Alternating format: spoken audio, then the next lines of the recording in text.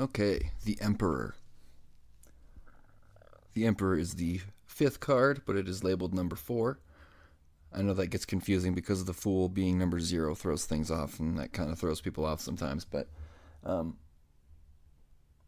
basically, when you pull this in a reading, it has to do with inner strength and a very strong sense of self. The Emperor is somebody who's very self-motivated, very independent, has a strong sense of self. He knows who he is and what he wants. He knows how to make things happen in his world. This kind of can also indicate somebody who might be a very strong businessman or business person, whether it's indicating you or someone else. The Emperor can sometimes represent an individual in your life. Not always, but can sometimes. Sometimes it is talking about you and your own potential to be like the Emperor and his very independent, driven state of being and mannerisms. Again, it always depends on how the reading plays out, the context, and what cards surround it, and what spread you're using. But generally, it has to do with inner strength and a sense of self and individuality, independence. Now, on the deeper, more esoteric level of spiritual progression, this kind of has to do with, this is somebody who is, he's not the master magician yet. He's still,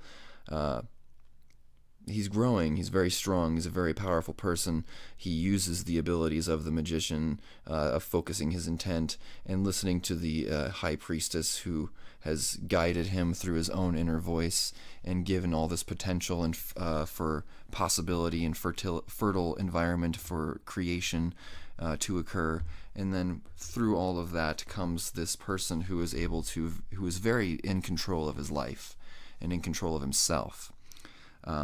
He's not the master of what he's trying to become yet, but he is a very powerful person.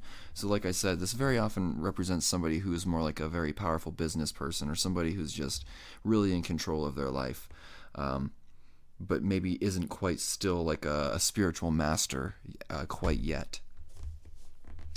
And we see the rams on his chair, and he's wearing red, and he's holding this golden egg, or I think it's a golden egg, or apple or something. I'm not sure. He's holding something golden along with his Tao scepter, and basically it just represents power overall. There's just so much strength and power and drive in this card right here. So that's a quick general overview of what the Emperor means.